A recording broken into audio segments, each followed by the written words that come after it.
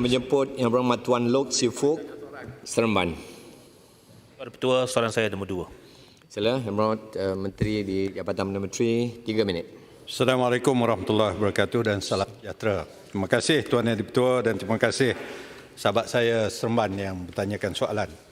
Soalan Yang Berhormat Seremban berkaitan dengan satu projek yang dinamakan KVDT2 ataupun dengan nama penuhnya Klang Valley Double Tracking Phase 2 ataupun yang disebut landasan kereta api berkembar di Lembah Kelang Fasa 2. Untuk makluman Yang Berhormat Seremban dan Dewan Yang Mulia ini, projek KVD22 adalah satu projek yang telah dimulakan sejak tahun 2017 lagi, iaitu bulan Disember.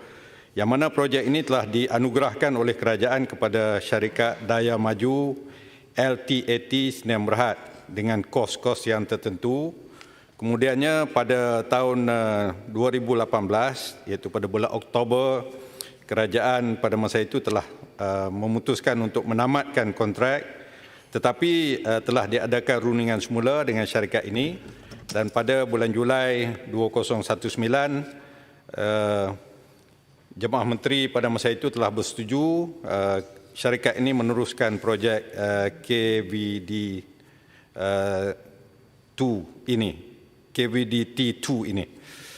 Tuan Yang Ketua, berhubung dengan soalan yang dikemukakan oleh Yang Berhormat Seremban berkaitan dengan ulasan Peguam Negara terhadap cadangan pihak kerajaan untuk menamatkan atau membatalkan kontrak projek KVDT2 ini kepada syarikat Daya Maju LTAT, sukalah saya mengambil saya menarik perhatian bahawa secara umumnya ulasan yang diberikan oleh Peguam Negara sebagai penasihat kepada kerajaan adalah supaya kerajaan benar-benar memastikan sesuatu penamatan kontrak itu mestilah dibuat berdasarkan kepada undang-undang ataupun perjanjian yang ada di antara kerajaan dengan pihak yang berkontrak.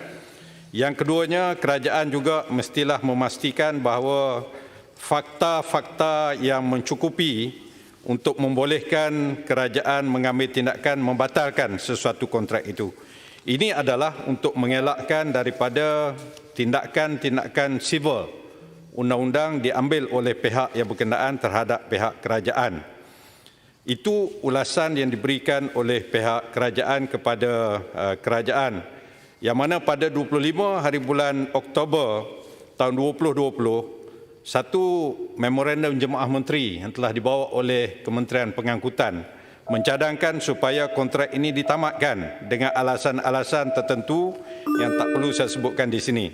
Dengan ulasan yang telah diberikan oleh pihak Peguam Negara, Jemaah Menteri terus membuat putusan sebagaimana yang dipohon oleh Kementerian Pengangkutan untuk membatalkan kontrak ini. Dan akibat daripada penamatan ini, suka saya maklumkan kepada Dewan ini bahawa pihak kerajaan telah mengalami tuntutan sivil di mahkamah, iaitu terdapat 3 tuntutan sivil. Yang pertamanya satu semakan kehakiman ataupun judicial review. Yang keduanya writ saman atas breach of contract ataupun damages claim daripada pihak syarikat, dan yang tiganya ada permohonan injunksi yang diambil oleh pihak kerajaan.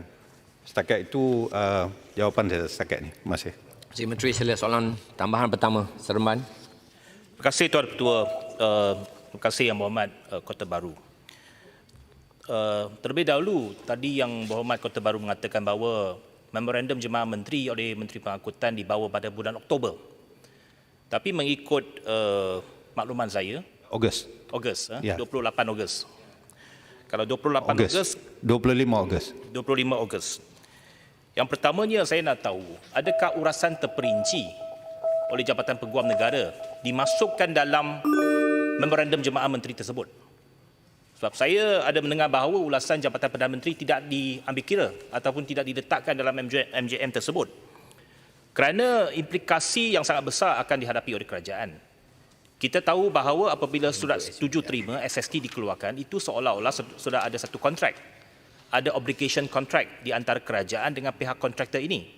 Dan projek ini telah pun dilaksanakan. Seperti yang dikatakan oleh Yang Berhormat tadi, memang faktanya projek ini telah berlanjutan beberapa tahun dan latar belakangnya pernah dianugerahkan oleh Kerajaan Barisan Nasional terdahulu. Lepas itu dibatalkan oleh Kerajaan Pakatan Harapan. Kita rundingkan semula pengurangan kos dan dilanjutkan. Maka apa yang saya nak tahu ialah, adakah kerajaan bersedia untuk merundingkan semula untuk mengelakkan implikasi perundangan yang besar? Dan kalau perkara ini diambil ke mahkamah, yang pertamanya kerajaan berdepan dengan satu pampasan yang mungkin mengambil kira kos yang sangat besar, berbilion ringgit, dan juga kelewatan projek itu. Kerana apabila dia dibawa ke mahkamah, projek itu tak boleh berjalan. Dan ada landasan yang telah pun dikeluarkan di antara Kuala Lumpur dengan Seremban. Dan ini akan membahayakan pengguna-pengguna kereta api. Saya mohon supaya Yang Berhormat Menteri menyatakan bahawa adakah kerajaan bersedia untuk merundingkan semula dengan pihak kontraktor. Terima kasih Seremban. Sila Yang Berhormat Menteri. Terima kasih Seremban. Dalam hal ini suka saya maklumkan dengan tegasnya bahawa bukan saja dalam kes sivil ini, dalam mana-mana kes sivil yang dihadapi oleh kerajaan, sikap kerajaan ialah terbuka untuk sentiasa merundingkan apa-apa penyelesaian dengan izin for amicable settlement out of court. Samalah dengan kes ini, pada hari Jumaat yang lepas dalam mesyuarat Jemaah Menteri telah membuat keputusan supaya suatu persepakatan dirundingi antara pihak syarikat ini dengan pihak MOT supaya satu penyelesaian terbaik, win-win situation dicapai antara syarikat. Memang saya akui bahawa kelewatan akan dihadapi oleh kerajaan untuk melaksanakan projek ini kerana ianya melibatkan beberapa tindakan termasuk injunction oleh pihak syarikat walaupun terhadap kerajaan, dan buat masa ini pihak syarikat telah mendapat interim injunction terhadap kerajaan. Namun demikian, ada beberapa permohonan lain yang sedang ditetapkan tarikhnya oleh pihak mahkamah dalam bulan ini juga. Namun demikian, saya yakin bahawa pihak kerajaan bersedia untuk berunding bagi menyelesaikan kes ini secara win-win situation. Terima kasih. Terima kasih. Terima kasih. Seterusnya